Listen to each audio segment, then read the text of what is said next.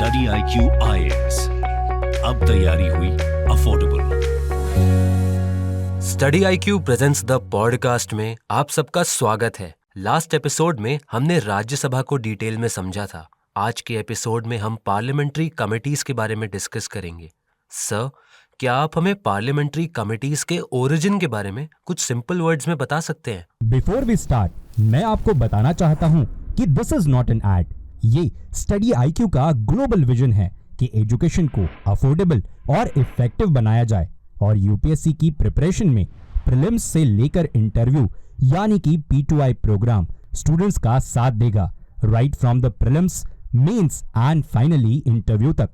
इसमें top faculties 1-to-1 mentorship और UPSC के सिलेबस के अकॉर्डेंस में प्रीलिम्स और मेंस टेस्ट सीरीज प्रोवाइड की जाएगी। आपके साथ स्टडी IQ हर स्टेज में आपका साथी होगा। For huge discount you can use my code AVLIVE। Links comment section में पिन की गई है। पार्लियामेंट्री कमिटीज का origin government of India act 1919 से देखने को मिलता है। फिर इंडिपेंडेंस के बाद पार्लियामेंट्री कमिटीज के बारे में लोकसभा और राज्यसभा के रूल्स के अंदर भी मेंशन मिलता है। For example, public accounts committee, estimates committee, committee on PSUs। अगर कॉन्स्टिट्यूशन की बात की जाए तो हमारे कॉन्स्टिट्यूशन के आर्टिकल 344 के अंदर पार्लियामेंट्री कमिटीज के कुछ प्रोविजंस देखने को मिलते हैं। Joint committee on salary allowances of MP, select committee, general purpose committee, ये सारे कमिटीज भी पार्लियामेंट्री कमिटीज के अंतर्गत पाई जाती है। सर, इन पार्लियामेंट्री कमिटीज का रेलेवेंस क्या होता है? ये कमेटी किसी भी बिल या फिर रेजोल्यूशन के टेक्निकल एस्पेक्ट्स को डील करने में बहुत ही यूजफुल होती है। पार्लियामेंट्री कमिटीज ये इंश्योर करती है कि पार्लियामेंट्री प्रोसीडिंग्स के लिमिटेड टाइम को यूजफुल अफेयर्स में यूटिलाइज किया जाए। पार्लियामेंट्री कमिटीज एग्जीक्यूटिव को लेजिस्लेचर के प्रति अकाउंटेबल बनाती है। ये कमिटीज पार्लियामेंट को उनकी ड्यूटीज डिस्चार्ज करने में असिस्ट भी करती है। इन कमिटीज की वजह से ही बिल्स की डिटेल स्क्रूटनी पॉसिबल हो पाती है और गवर्नमेंट को भी थोड़ी बहुत अकाउंटेबल बनाती है। ये कमिटीज नॉन पार्टीसन तरीके से भी फंक्शन करती है।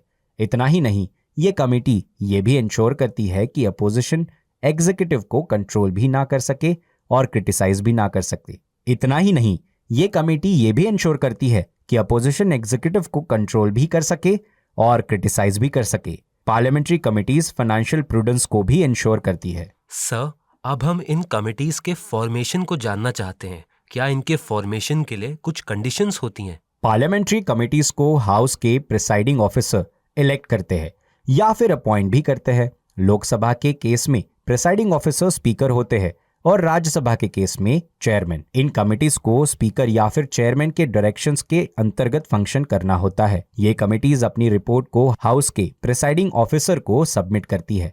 सर, क्या आप हमें पार्लियामेंट्री कमिटीज के टाइप के बारे में कुछ बता सकते हैं? पार्लियामेंट्री कमिटीज दो तरह की होती है। पहली स्टैंडिंग कमेटी और दूसरी एडहॉक कमेटी। अगर स्टैंडिंग कमेटी की बात की जाए तो स्टैंडिंग कमेटी परमानेंट नेचर की होती है और स्टैंडिंग कमेटी को हर साल कॉन्स्टिट्यूट किया जाता है। Moreover, standing committee continuous basis पर फंक्शन करती है। और अगर एडहॉक की बात की जाए तो एडहॉक कमिटीज टेम्पररी होती है और अगर जब वो अपना असाइन टास्क या पर्टिकुलर फंक्शन पूरा कर लेती है तो उसे अबॉलिश कर दिया जाता है। सर, जब पार्लियामेंट्री कमिटीज की बात आती है तो सबसे important committee public accounts committee होती है। क्या आप इसके बारे में हमें कुछ बता सकते हैं? पब्लिक अकाउंट्स कमेटी को पहली बार 1921 में सेटअप किया गया under the provisions of government of India act 1919 और 1921 में पब्लिक अकाउंट्स कमेटी को फाइनेंस मिनिस्टर ने हेड किया था। अगर प्रेजेंट सिचुएशन की बात करें तो presently public accounts committee consist of 22 members, जहां पर 15 मेंबर्स लोकसभा से और 7 मेंबर्स राज्यसभा से होते हैं। अगर पब्लिक अकाउंट्स कमेटी के मेंबर्स के इलेक्शन की बात करें तो हर साल parliament proportional representation by means of single transferable vote के माध्यम से पब्लिक अकाउंट्स कमेटी के मेंबर्स को इलेक्ट करता है और ये मेंबर्स पार्लियामेंट के मेंबर्स ही होते हैं। और प्रोपोर्शनल रिप्रेजेंटेशन सिस्टम ये इंश्योर करता है कि पब्लिक अकाउंट्स कमेटी के अंदर सभी पार्टीज को रिप्रेजेंटेशन मिल सके। और अगर पब्लिक अकाउंट्स कमेटी के टर्म की बात की जाए तो इस कमेटी का टर्म 1 साल होता है।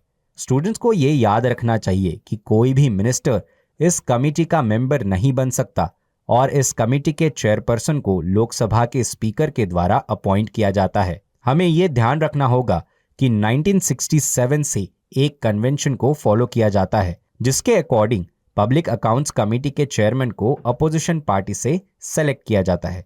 हालांकि ये याद रखिए कि ये एक कन्वेंशन है, कोई सेट या रिटन रूल नहीं। सर, पब्लिक अकाउंट्स कमेटी के फंक्शंस क्या होते हैं? Public accounts committee controller and auditor general of India की एनुअल ऑडिट रिपोर्ट को एग्जामाइन करते हैं, जिसे प्रेसिडेंट पार्लियामेंट के सामने प्रेजेंट करते हैं।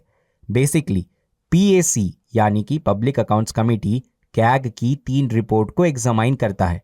वो 3 रिपोर्ट कौन सी है? Number 1 audit report on appropriation account, number 2 audit report on finance account और number 3 audit report on publics undertaking. Public accounts committee public expenditure को एग्जामाइन करती है ताकि कंट्री की इकोनॉमी को स्टेबिलिटी मिल सके। Public accounts committee union government के appropriation accounts और फाइनेंस अकाउंट्स को भी एग्जामाइन करती है। इनफैक्ट पीएसी उन सभी अकाउंट्स को भी एग्जामाइन करती है जिन्हें लोकसभा के सामने प्रेजेंट किया जाता है। Public accounts committee concern state corporation, concern trading organisations और मैन्युफैक्चरिंग प्रोजेक्ट्स के ऑडिट रिपोर्ट को भी एग्जामाइन करती है। पब्लिक अकाउंट्स कमेटी ऑटोनॉमस और सेमी ऑटोनॉमस बॉडीज के अकाउंट्स को भी एग्जामाइन करती है जिसके ऑडिट को कैग के द्वारा कंडक्ट किया जाता है। इतना ही नहीं, अगर एक फाइनेंशियल ईयर के दौरान किसी सर्विस पर एक्सेस मनी स्पेंड की जाती है तो पब्लिक अकाउंट्स कमेटी उस तरह के एक्सपेंडिचर को भी एग्जामाइन करती है। जब हम पब्लिक अकाउंट्स कमेटी के फंक्शंस को समझते हैं तो हमें यह भी समझना होगा कि पब्लिक अकाउंट्स कमेटी को controller and auditor general of India के द्वारा असिस्ट किया जाता है और कैग को पीएसी के एक गाइड, फ्रेंड एंड फिलोसोफर की तरह माना जाता है। सर, अब हम ये जानना चाहते हैं कि पब्लिक अकाउंट्स कमेटी की लिमिटेशंस क्या होती हैं? पब्लिक अकाउंट्स कमेटी हालांकि बहुत सारे अकाउंट्स को एग्जामाइन तो जरूर करती है, लेकिन किसी भी पॉलिसी को ब्रॉड सेंस में क्वेश्चन नहीं कर सकती। Public accounts committee day to day administration में इंटरवीन भी नहीं कर सकती। पब्लिक अकाउंट्स कमेटी के रिकमेंडेशंस मिनिस्ट्रीज के ऊपर एक एडवाइजरी की तरह काम करती है, इसीलिए उन्हें बाइंडिंग नहीं माना जाता और पब्लिक अकाउंट्स कमेटी के पास ये पावर नहीं होती कि वो डिपार्टमेंट के एक्सपेंडिचर्स को डिसकंटिन्यू कर दे। मोरेवर, हमें ये भी समझना होगा कि पब्लिक अकाउंट्स कमेटी एक एग्जीक्यूटिव बॉडी नहीं होती है, इसीलिए वो कोई भी ऑर्डर इशू नहीं कर सकती। सर, पब्लिक अकाउंट्स कमेटी के बाद नेक्स्ट इंपॉर्टेंट कमेटी है एस्टिमेट्स कमेटी। एस्टिमेट्स कमेटी को हम सिंपल वर्ड्स में कैसे समझ सकते हैं? एस्टिमेट्स कमेटी के बारे में कुछ बताने से पहले उसकी हिस्टोरिकल बैकग्राउंड को समझते हैं। एस्टिमेट कमेटी का ओरिजिन 1921 में हुआ जब एक स्टैंडिंग फाइनेंशियल कमेटी को सेटअप किया गया था। हमारी पहली एस्टिमेट्स कमेटी 1950 में कॉन्स्टिट्यूट हुई थी on the recommendation of John Mathai, जो उस टाइम पर फाइनेंस मिनिस्टर थे। एस्टिमेट्स कमेटी में 30 मेंबर्स होते हैं और ये सभी के सभी 30 मेंबर्स लोकसभा से होते हैं। एस्टिमेट कमेटी के अंदर राज्यसभा का कोई भी रिप्रेजेंटेशन नहीं होता। स्टूडेंट्स को याद रखना चाहिए कि एस्टिमेट कमेटी को कंटिन्यूअस इकोनॉमी कमेटी के तरह डिस्क्राइब किया जाता है और एस्टिमेट्स कमेटी सभी पार्लियामेंट्री कमेटीज में लार्जेस्ट होती है। अगर एस्टिमेट्स कमेटी के मेंबर्स के इलेक्शन की बात की जाए तो हर साल लोकसभा से 30 मेंबर्स को इलेक्ट किया जाता है according to the principle of proportional representation by the means of single transferable vote. अगर इस कमेटी के टर्म की बात की जाए तो इसका टर्म 1 साल तक का होता है और कोई भी मिनिस्टर इस कमेटी का मेंबर नहीं बन सकता। अगर इस कमेटी के चेयरमैन की बात की जाए तो एस्टिमेट्स कमेटी के चेयरमैन को 30 मेंबर्स में से ही किसी एक मेंबर को चेयरमैन के रूप में अपॉइंट किया जाता है by the speaker of Lok Sabha और वो चेयरमैन इनवेरिएबली रूलिंग पार्टी से ही होते हैं। सर, एस्टिमेट्स कमेटी के फंक्शंस क्या होते हैं? एस्टिमेट्स कमेटी के role basically public expenditure related role होते हैं, जहां पर ये कमेटी बजट के सभी एस्टिमेट्स को एग्जामाइन करती है। इकोनॉमी में एफिशिएंसी लाने के लिए ये कमेटी अल्टरनेटिव पॉलिसीज को भी सजेस्ट करती है। इस कमेटी के फंक्शंस ये भी होते हैं कि वो एग्जामाइन करे क्या रूलिंग गवर्नमेंट पैसों को सही तरीके से यूज कर रहा है या नहीं। और ये कमिटी पार्लियामेंट के अंदर भी सजेस्ट करती है कि एस्टिमेट्स को किस फॉर्म में रिप्रेजेंट करना चाहिए। एस्टिमेट कमेटी का एक फंक्शन ये भी होता है कि वो इकोनॉमी के ऑर्गेनाइजेशन और एडमिनिस्ट्रेशन को इम्प्रूव करने के लिए कुछ रिफॉर्म्स भी सजेस्ट करे। Estimates committee through out the financial year estimates को एग्जामाइन करती रहती है और अपनी रिपोर्ट को हाउस के फ्लोर पर सबमिट करती है।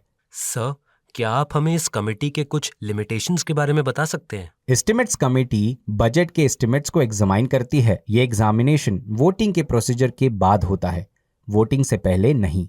एस्टिमेट्स कमेटी पार्लियामेंट के द्वारा अप्रूव की गई किसी भी पॉलिसी को क्वेश्चन भी नहीं कर सकती। इस कमेटी के सभी रिकमेंडेशंस एडवाइजरी फॉर्म के होते हैं और ये बाइंडिंग नहीं होते, और ये सिर्फ कुछ सेलेक्टेड मिनिस्ट्रीज और डिपार्टमेंट्स के एस्टिमेट्स को एग्जामाइन भी करती है, क्योंकि इनके पास समय और मैन पावर कम होता है। मोरेवर, एस्टिमेट्स कमेटी के पास controller and auditor general of India जैसा एक्सपर्ट असिस्टेंस नहीं होता। सबसे इंपॉर्टेंट इसका ड्रॉबैक वही है जो हमने सबसे पहले पॉइंट में देखा, कि ये कमेटी तब पिक्चर में आती है जब उस एस्टिमेट पे, उस बजट पे ऑलरेडी वोटिंग हो चुकी है, और ये पोस्टमार्टम का एक काम करता है। Sir, thank you for giving us the information. Dear listeners, आज के पॉडकास्ट में बस इतना ही। नेक्स्ट एपिसोड में एक इम्पॉर्टेंट पार्लियामेंट्री कमेटी से हम अपने डिस्कशन को स्टार्ट करेंगे, तो आप सब स्टडी आईक्यू के साथ बने रहिए एंड कीप स्टडिंग। आप study IQ presents the podcast को सभी ऑडियो स्ट्रीमिंग प्लेटफॉर्म्स पर सुन सकते हैं, जैसे Spotify, hub hopper, Apple podcast, Google podcast etcetera. Links को कमेंट सेक्शन में पिन किया गया है। Thank you.